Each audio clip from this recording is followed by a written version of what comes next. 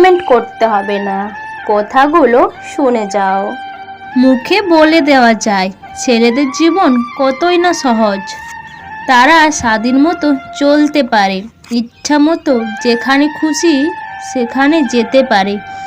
কিন্তু ছেলেদের জীবনে এমন একটা সময় চলে আসে তখন তার লাইফটাকেও ভাগ্যের উপর ছেড়ে দিতে হয়। তখন তাকে ভাবতে হয় তার ফ্যামিলিটাকে নিয়ে, তাকে ভাবতে হয় তার ফ্যামিলির মানুষদের মুখে কিভাবে হাসি ফুটিয়ে রাখবে। তারপরও দিন শেষে দেখা যায় ওই ছেলেগুলো একটু ভালো থাকতে পারে না। সে যাদের জন্য তার লাইফটাকে ভাগ্যের উপর ছেড়ে দিয়েছে, একটা সময় দেখা যায় সে মানুষগুলো তাকে ভুল বোঝে।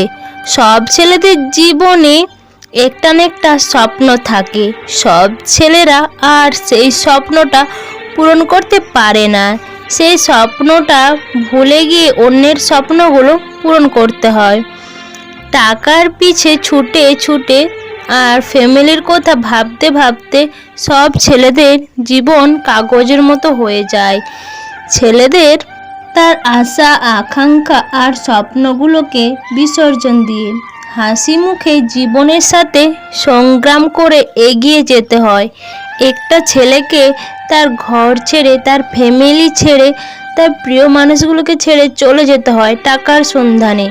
সব ছেলেদের জীবন সহজ হয় না। কিছু ছেলেদের লাইফটা যখন নিজের ইচ্ছে মতো এনজয় করার সময়, ঠিক তখনই তার উপর একটা বড় দায়িত্ব এসে পড়ে। সে না চাইলেও তার ফ্যামিলির দায়িত্বটা তাকেই নিতে হবে, কারণ তার বাবা এখন আর ফ্যামিলির টাকা সামলাতে পারছে না। তারপরও ছেলেদের কষ্টগুলো কেউ দেখে না। সবাই তো এটা জানতে চায় তুমি আজকে কত টাকা উপার্জন করেছো। ছেলেরা কখনো কাঁদে না।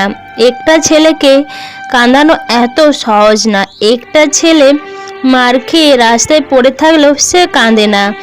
তার মা বাবা তাকে ইচ্ছা মতো বোকা দিলেও সে কাঁদে না, বরং আর কি শান্তি পায়। তার ক্লাসে শিক্ষক তাকে বোকা দিলেও সে কাঁদে না। তার প্রিয় মানুষটা রাগ অভিমান করে তাকে একটা থাপ্পড় দিলেও সে কাঁদে না, বরং সে থাপ্পড়টাকে সে ভালোবাসা হিসেবে নেয়। এক কথায় বলতে গেলে ছেলেরা কাঁদেই না।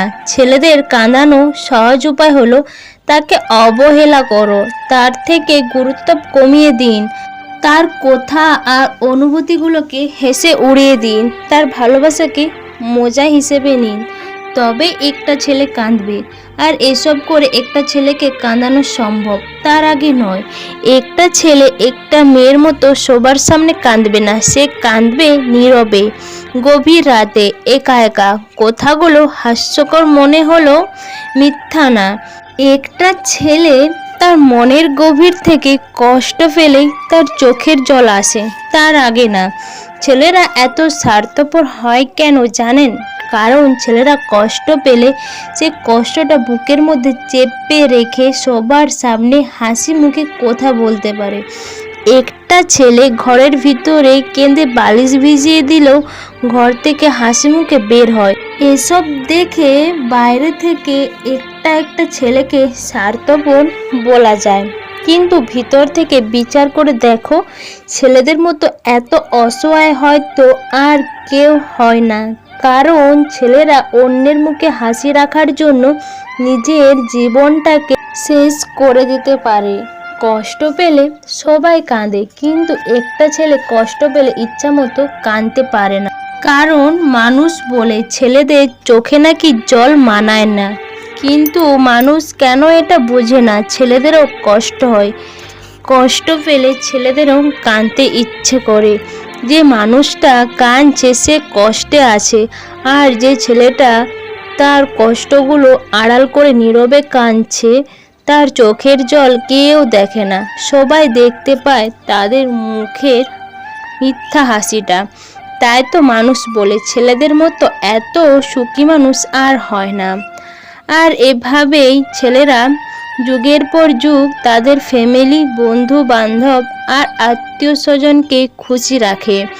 বিসর্জন দেয় নিজের জীবনটাকে। এসব শোনার পরও কি বলবে ছেলেদের জীবন অনেক সহজ? তো বন্ধুরা, আমি সুচিত্রা। তো আজকের এই ছেলেদের জীবন কাহিনীর ভিডিওটা তোমাদের কেমন লেগেছে? ভিডিওটা ভালো লাগলে অবশ্যই তোমরা তোমাদের বন্ধুদের সাথে শেয়ার করো, লাইক কমেন্ট করো অ্যান্ড চ্যানেলটাকে সাবস্ক্রাইব করো।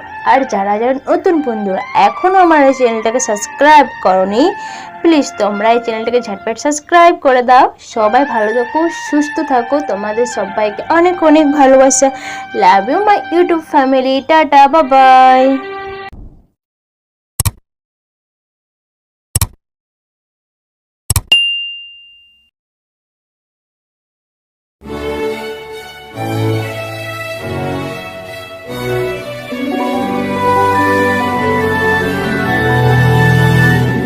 oh, oh, oh, oh,